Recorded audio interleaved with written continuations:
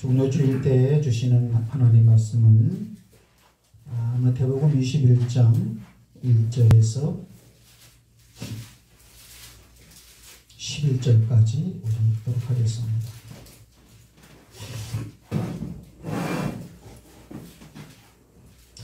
마태복음 21장 1절에서 11절까지입니다. 찾으신 줄 믿고 다 같이 한 목소리로 읽습니다. 시작. 그들이 예루살렘에 가까이 가서 가문한 백발들에게 이르렀을 때 예수께서 두 제자를 보내시며 이르시되 너희는 맞은편 마을로 가라. 그리하면 곧 내 나귀와 나귀 새끼가 함께 있는 것을 보리니 풀어 내게로 끌고 오라. 나를 누가 무슨 말을 하거든 주가 쓰시겠다 하라. 그리하면 즉시 보내리라 하시니 이는 선지자를 통하여 하신 말씀을 이루려 하시니라. 이르시되 시온 딸에게 이르기를 너희 내게 말하니 그는 경식도 나귀 있고 멍에 매는 짐승의 새끼를 탔도다 하라 하였느니라. 제자들이 가서 예수께서 명하신 대로 하여 나귀와 나귀 새끼를 끌고 와서 자기들의 겉옷을 그 위에 얹음에 예수께서 그 위에 타시니 무리의 대다수는 그들의 겉옷을 길에 펴고 다른 이들은 나뭇가지를 베어 길에 펴고 앞에서 가고 뒤에서 따르는 무리가 소리 높여 이르되 호산나 다윗의 자손이여 찬송하리로다. 주의 이름으로 오시는 이여 가장 높은 곳에서 호산나 하더라. 예수께서 예루살렘에 들어가시니 온 성이 소동하여 이르되 이는 누구냐 하거늘 무리가 이르되 갈릴리 나사렛에서 나온 선지자 예수라 하니라. 아멘. 종료주일이 되면은 이거는 단골 성경 본문이 되는 것이죠. 종료주일 이후에는 이제 일주일 동안, 정확하게 말하면 6일 동안 고난주간이 진행되면서 그다음에 이번 주 금요일 날 예수님께서 십자가에 못 박히셨다. 그래서 고난주간의 금요일은 특별히 성금요일이다. 이렇게 말씀하시죠. 금요일 날 죽으시고 사흘 후에 금요일, 토요일, 일요일 날 부활하신 날이죠. 이스트 모닝, 부활의 아침. 그래서 죽음을 이기고 부활하신 생명의 날에 우리는 예배를 드리니 생명력이 충만하기를 주의 이름으로 축복합니다. 네,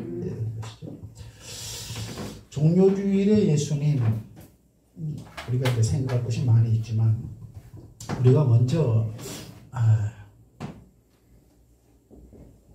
출애굽기 3장 18절 내용의 말씀이 뭐냐면 하나님께서 모세를 부르십니다. 모세를 불러서 애굽 땅에 들어가갖고 내 백성을 갖다 이끌어내라. 내가 누군지 아냐? 나는 아브라함의 하나님, 이삭의 하나님, 야곱의 하나님, 네 조상의 하나님이라고 해라. 그러니까 백성들한테 가서 네가 누구냐고 너 자신을 소개할 때 모세야 바로 아브라함의 하나님, 이삭의 하나님, 야곱의 하나님 여호와께서 나를 너희들에게 보냈다. 니들을 이끌어 오려고 하신다라고 소개를 하라는 거야, 너를. 첫 번째 소개는 그거예요. 두 번째 소개는 뭐냐? 그러면 너를 백성들이 받아들일 거다. 그 다음에는 너와 그 이스라엘의 장로들, 그 지도자들이죠. 그들과 같이 바로 앞에 가서 서라. 그리고 바로 앞에 가서는 뭐라고 말을 하느냐? 아브라함에는 이삭의 하나님, 야곱의 하나님이라고 나를 소개하지 말고 히브리 사람의 하나님이 여호와가 바로 우리 백성을 갖다가 이 땅에서 이끌어내서 저 산에서 예배하려고 하는 계획을 갖고 계신다. 그러니까 우리를 보내라. 이러는 거죠. 재밌죠? 3장 18절은 뭐냐면은 모세와 그 다음에 이제 장로들이 하나가 됐어요. 이제 가는 거예요. 파라오 앞에 가서는 뭐라고 말을 하느냐? 히브리 사람의 하나님, 우리를 갖다가 너한테 보는 것은 하나님이다. 그 하나님은 어떤 하나님인 줄 아냐? 히브리 사람의 하나님이에요. 그러면 그게 의문이 드는 거죠. 왜 그러냐면 지금 출애굽을 시켜야 되는 입장이고 그 사람들을 노예로 부려먹고 있는 실질적으로 나가라 마라 권한을 가지고 있는 파라오에게 하나님의 존재를 소개하는데 이렇게 하나님을 소개하고 있단 말이죠. 그러면 아유 가라고 파라오가 말할 정도의 위엄과 권능이 있는 하나님으로 소개를 해 올려야 파라오가 말을 들을 텐데 히브리라는 말을 갖다가 파라오가 알을까? 히브리 사람, 이건 S네, S 이건가? 영어로 이건가? 이거네. 단수야. 히브리 사람의 하나님이 우리를 너한테 보냈어. 이렇게. 그러면 바로가 이러한 하나님의 소개를 듣고 어후 이거 무서운 하나님이 왔구나. 저런 게 있죠. 이렇게 해요. 무슨 말을 딱 들으면 두 손 두 발 다 드는 그런 이름들이 있죠. 내용이 있죠. 그죠? 근데 만약에 파라오가 하나님을 이렇게 소개를 받았을 때 파라오가 떨만한 이름인가 이런 걸 생각해 봐야 된단 말이에요. 출애굽기 3장 18절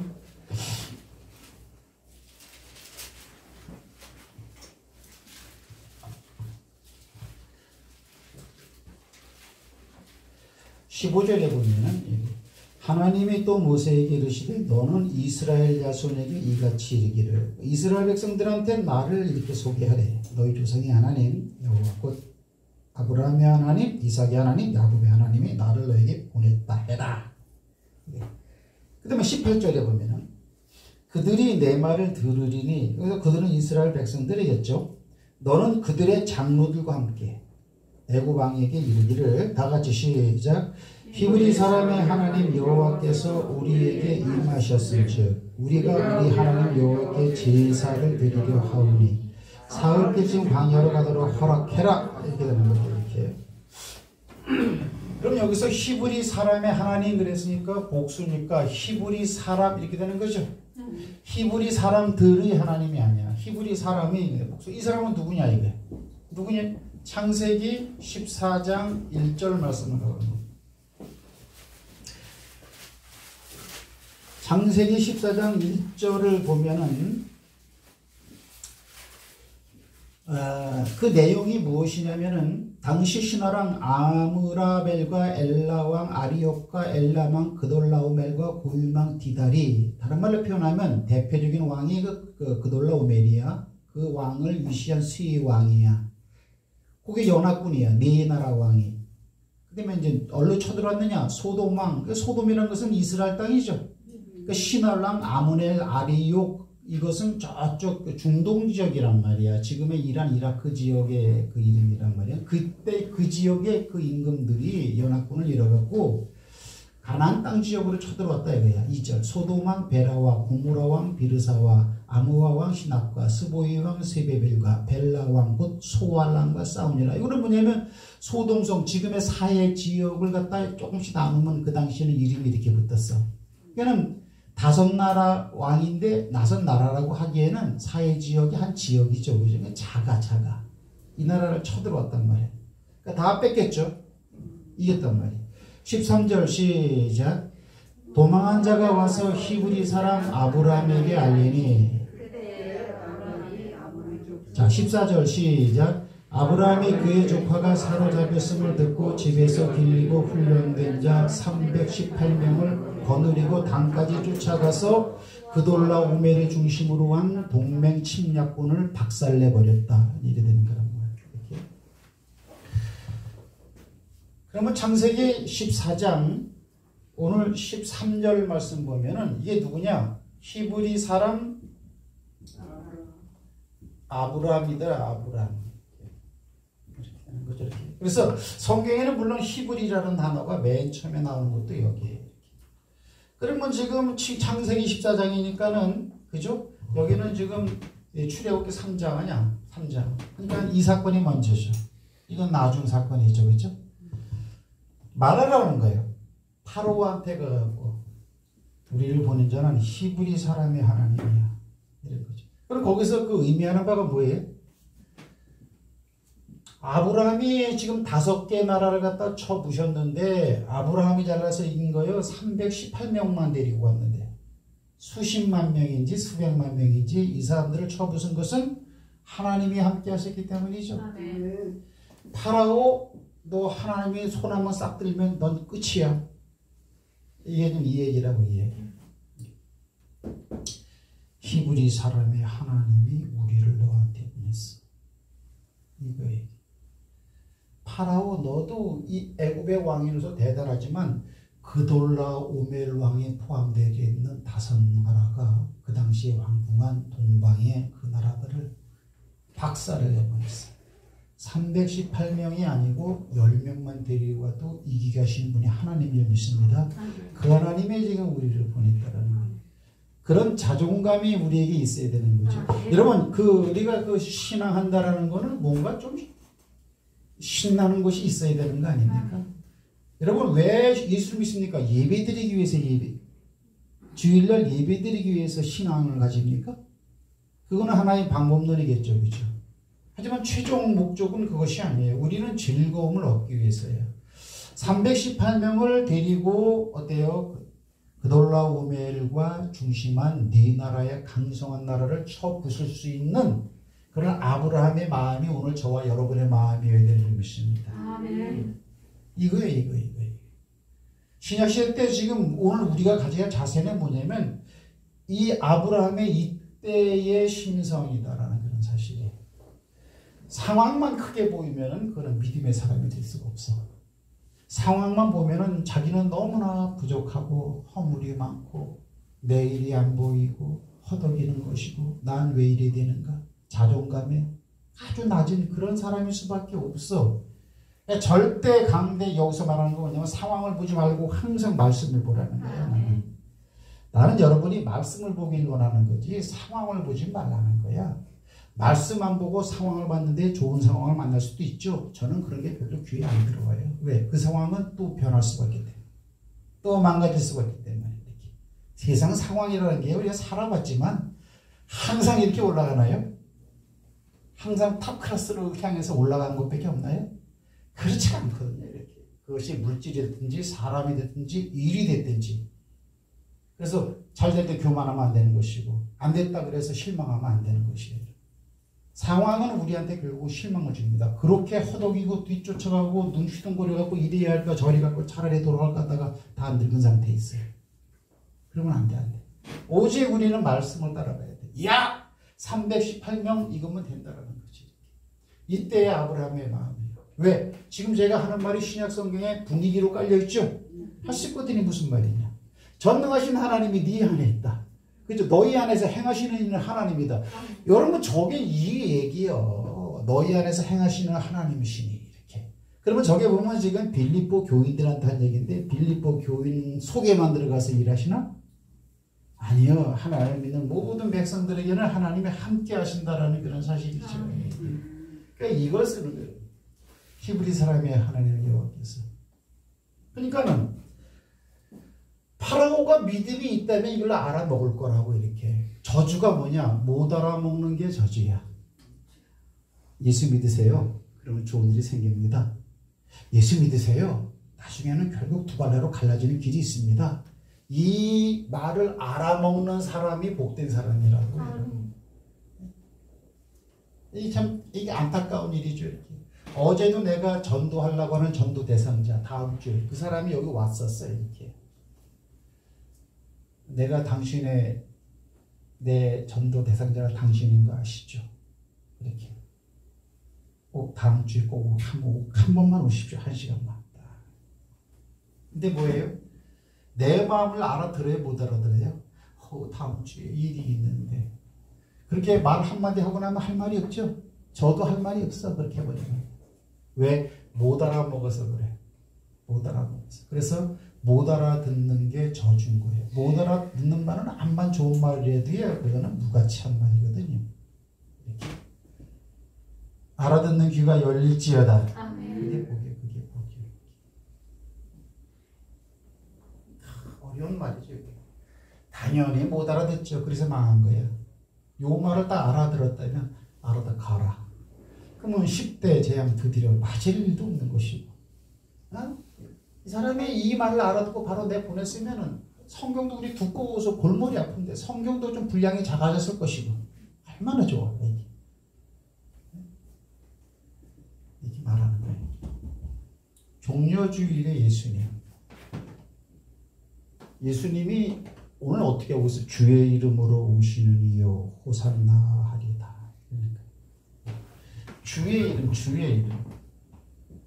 주의 이름, 이 주는 누구냐? 뭐냐? 히브리 사람의 하나님이요. 하나님이 되시는 주님이에요. 그분이 지금 오시는 거예요. 그 전능하신 하나님의 사람 모습으로 이렇게 안에 들어오니까 사람들이 우습게 여겼지만, 그래서 종려주일 때 꼭 기억해야 할 것은 뭐냐면 파라오처럼 있으면 안 된다. 절대로. 교회를 다녀도 히브리 사람의 하나님의 속성을 알려주지 않으면 모르는 거죠. 교회를 모르는 사람은 당연히 못 알아듣는 것이죠. 이렇게. 그래서 교회 다니는 사람들은 가족이 됩니다. 그렇죠? 하지만 아무리 친한 가족이라도 하나님 말씀을 못 알아들어봐, 여러분들. 하나님 말씀을 못 알아들어봐, 여러분. 그렇게 반대할 수가 없어요. 영적으로 잘 보셔야 돼요. 그러니까 육적인 것과 영적인 부분을 갖다가 혼동하면 안 돼요. 그렇구나. 그래서 항상 내 마음속에는 우리가 가족 개념의 교회라는 걸 이루기 위해서 하는 거죠. 그렇죠? 예수님도 우리가 가족이라 그랬죠. 사도 바울도 뭐예요? 내가 옥중에서 낳은 내 아들 오네시모, 이러죠. 그죠? 그 다음에 참 아들 디모데, 그죠? 내가 말씀으로 너를 낳았다. 이래. 가족의 개념으로 말을 하고 있는 것이죠. 이게 천국의 속성을 이 땅에다 이미 실현시키는 거야, 이렇게. 근데 교회가 어때요? 조직적으로만 있으면 안 되죠. 너는 장로, 나는 권사, 너는 목사, 나는 원로 목사, 이렇게, 그죠? 나는 집사, 나는 부역장, 조직적으로만 돼 있어요, 이렇게. 그러니까 잘못하면 가차없이 핀잔이 들어가고, 여러분 가족이 실수했는데 막 후려 패는 사람이 어디 있어? 그런 건 가족이 아니랬어, 그래. 가족인 걸 모르는 것이고, 가족인 걸 모르거나 가족이 아니기 때문에 그래. 가족이라면 덤늘하고 정신이 없지. 덤늘하고. 우리 가족 하면은 뭐 5식구인데 5식구 중에서 딱 덮어줄 만한 일을 저지른 사람이 저기 여준이거든. 자전거 훔치고 말이야. 그랬지? 중학교 때니까 얼마나 좋아, 이렇게. 훔친 것도 아니고 몰라 이대로 갖다 놨어, 이렇게. 나도 시계를 훔쳤는데. 누구요? 우리 사촌 형 그 시계. 또 허물이 있죠? 그걸 뭐예요? 부모 된 나라서 뭐예요? 그걸 까발리려고 그럽니까? 덮으려고 그럽니까? 그죠? 그 일로 인해서 경찰과 연관했다면 경찰서에 가고 잘못했습니다. 뭐 이렇게. 한 분만 이렇게 하든가, 글을 써든가, 벌금을 내든가, 그렇게 노력을 하지 까발리질 않는다고. 오늘날에는 얼마나 까들 바르는지 이렇게. 그리고 까발르는 말을 하기를 좋아하는지. 아주 교회 가기 싫은 거예요, 이렇게. 허물이 있고 약점이 있고 내 삶이 좀 부족한 모습이 있는 사람은 교회를 그래서 안 가려고 하는 거예요, 이렇게. 그럼 안 돼요. 하나님 말씀을 다 따라갑니다. 이게 모르는 것이죠, 이렇게요. 이제 요거 출애굽기 3장 18절 말씀만 딱 이해하면은 종료주의는 끝난 거야.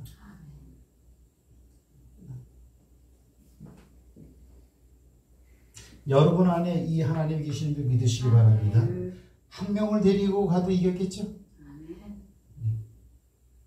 그런 거예요, 여러분. 병 고치는 것도 이런 개념으로 대입을 해서 병 고침의 현장에 나를 넣어놔야 돼.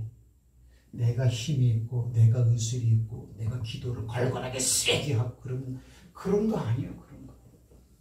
내 안에서 하나님의 행하시냐 안 하시냐, 어느 정도 행하시느냐, 하나님이 내 안에서 행하실 정도의 나의 마인드를 가지고 믿음의 어떤 피를 내가 가지고 있느냐. 뭐냐? 1시간 기도해라 이거예요. 부모님의 1시간 기도, 자녀들의 평생 축복. 1시간은 기도해라. 1 hour. 왜요? 예수님이 겟세마네 동산에서 열심히 기도하는데 제 아들은 퍼질러 잠잤죠. 예수님이 돌멩이 던지는 거리 정도의 제자들이 있는데 오늘 바로 예수님이 끌려가는데 가룟 유다가 배반해서 지금 병거를 든 로마 군병과 하솔들을 데리고 막 지금 그 산으로 올라오는데 그걸 자고 있는 거지. 예수님이 딱 오갖고 너희가 1시 동안 깨어있어 기도할 수 없으니까 시험에 들지 않게 깨어있어 기도하라. 그러니까 어때요? 시험에 든 것은 뭐예요? 교회 안 나오는 게 아니고 하루에 1시간 기도 안 한다. 그러면 예수님의 시각과 예수님의 정의로는 시험에 들어있는 사람이야. 그래서 저것도 성경적으로 말하는 거예요. 부모님의 1시간 기도. 더 하면 좋죠. 더 하면 당연히. 예수님은 어때요? 날이 새도록 기도를 하셨는데 그래도 최소한 내가 시험에 들지 않을 정도로는 하나님이 하신 말씀을 기준으로 삼을 때 1시간 정도는 기도하자. 아침에 15분, 점심때 15분, 오후에 15분, 잠잘 때 15분. 그렇잖아. 몰아서 15분. 1시간을 때워라. 내가 하는 말인 거예요. 1시간을 때워라. 기도하기 싫은데 그러면 기도하는 장소에 가서 퍼질러 자라 잠을 자더라도 그 마음 자세가 중요하다. 기도가 뭐 횡설수설 되는데요. 그렇다고 그만두면 안 된다. 네가 언제 참되게 기도한 적 있었냐? 그렇더라도 그 자리에 있어라. 이렇게. 퍼질러 자든지 힘들든지 어때요? 기도하겠다고 하나님이 약속한 내가 약속한 그 자리에서 내가 그 시간을 채우는 게 중요합니다. 하드웨어적으로 1시간을 채우는 게 중요합니다. 너희가 1시간도 기도하지 못하냐? 시험에 들지 않게. 이랬으니까 기도해야 돼. 나눠서 기도를 하든지. 따라합시다. 시간이 중요하다. 시간이 중요한 것이죠. 따라합시다. 부모님의 1시간 기도. 자녀들의 평생 축복. 여러분 자녀들이 복을 받게 되어 있습니다. 복을 받게 되어 있어요. 근데 자녀들은 기도를 잘 안 하는 것 같아. 저 말이 안 믿어지니까 안 하겠지? 저게 진짜인 것이 사실이라면 기도를 하겠죠. 그죠? 내가 믿음이 좋고. 왜? 부모님의 노후대책이라는데 나를 낳아주고 나를 기르고 나를 가르쳐 주신 부모를 위해서 네? 기도해야 돼. 기도합시다. 기도하세요. 자녀들 잘 됩니다. 여러분. 자녀들도 좀 기도해 주세요. 이런 것이죠. 이렇게. 그런데 이제 오늘 본문 말씀을 잠깐 이제 상고해보고 그럼 마치면 되겠죠. 오늘 본문으로 가서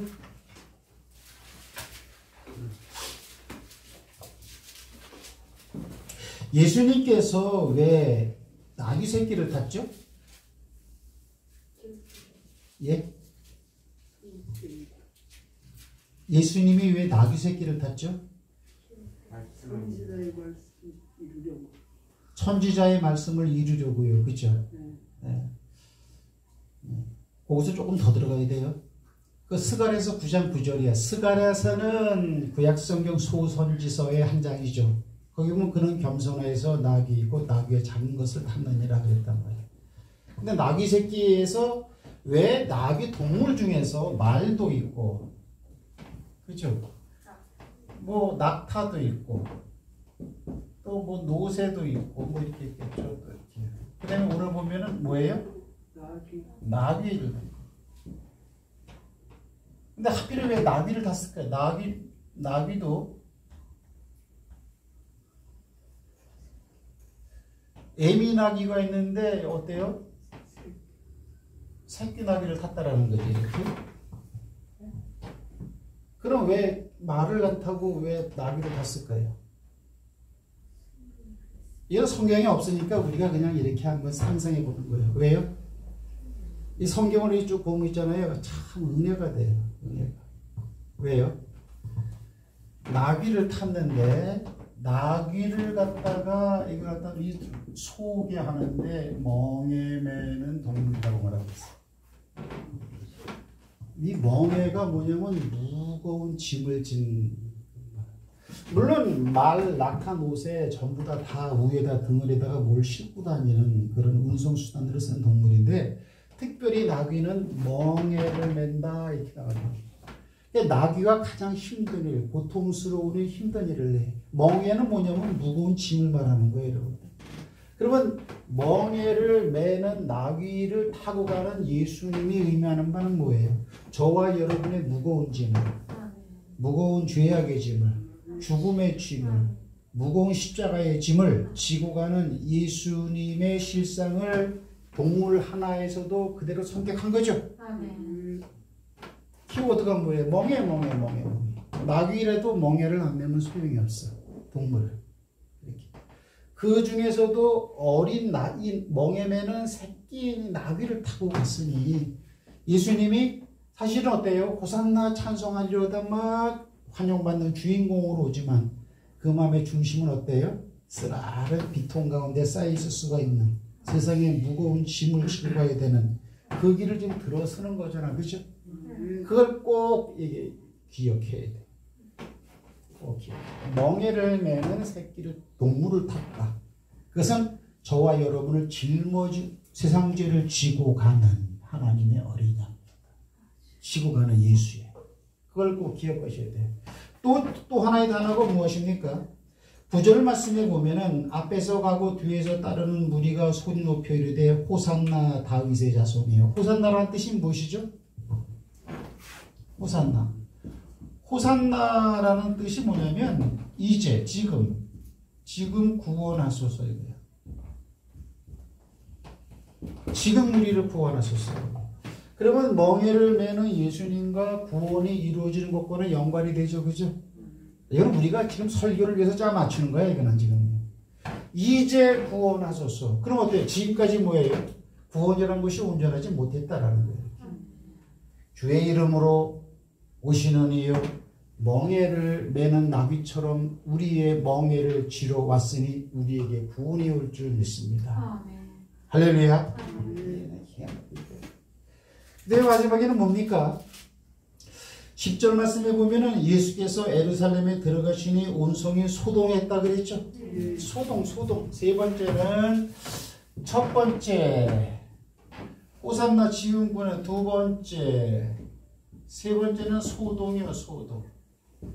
예수님이 있는 곳은 항상 소동이 일어나. 그죠? 예수님이 어린 육신의 몸으로 에루살렘에 왔을 때도 헤롯 왕과 연관된 사람들이 에루살렘이 소동했다 그랬어요. 그렇죠? 오늘 예수님이 이제는 어때요? 멍에를 지기 위해서 들어올 때도 에루살렘 성에 또 한 번 소동하는 거예요. 이렇게. 오늘 이 예수님이 결국은 어디까지 와 있어요? 여러분 안에 들어와 계시요. 아멘. 그러면 여러분 속에 소동 정도는 아니라도 찔림. 그죠? 그가 찔림은 우리의 그러니까 우리가 찔려야 되고 그분이 찔렸다라는 거죠. 마음에 찔림이 있어야 되는 거예요. 내 안에 어떤 깨달음이 있어야 되는 것이고 내 안에 어떤 큰 충격화 같은 것이 와야 되는 것이고 그죠? 내 생각 가운데 이분은 내가 거부할 수 있는 너무나 소중한 중요한 분이다라고 어떤 감성으로 소동이 일어나야 되는 것이고 나는 그분으로 말미암아서 나는 부족하지만 나는 진짜 안전한 구원을 받았습니다. 거기에 어떤 그런 울렁거림의 어떤 그 액티비티, 활동이, 영적 활동이 내 마음속에서 꿀렁꿀렁 일어나는. 그러니까 신앙생활은 뭐냐면 꿀렁꿀렁이야. 신앙생활은 꿀렁꿀렁. 신앙생활은 정보가 아닙니다. 신앙생활은 말 그대로 저는 한 번 이름을 알았어요. 감동. 울렁울렁 감동이 나. 감사합니다. 혼자 묵상 기도할 때도 주님 감사합니다. 이거를 생각하는데 얼마나 감사한지 모르겠어. 누구 때문에? 예수님 때문에. 아멘. 근데 그 예수가 뭐예요? 지금 말씀으로 계신다니까요. 이렇게. 말씀을 볼 때 여러분에게 소동이 일어나요. 무미건조하면 안 돼. At the time 성경을 보고 주여 이 모든 말씀 가운데 오늘 이 순간에 내 마음을 확 찔리는 레마의 말, 소동을 일으키는 말이 무엇입니까? 그 말이 인격적으로 내게 오길 바랍니다. 그러니까 여기에 쌓여 있어야 되는 거예요. 우리가 말씀의 사람이 되어야 되는 거예요. 할렐루야. 할렐루야. 옆 사람하고 인사 한번 합시다. 소동이 일어납시다. 말씀을 보면서 소동이 일어납시다. 설교 일찍 끝. 설교가 짧아서 즐거운 것이 아니고 하나님의 말씀이 좋아서 여러분 즐거움 있기를 주의 이름으로 축복합니다.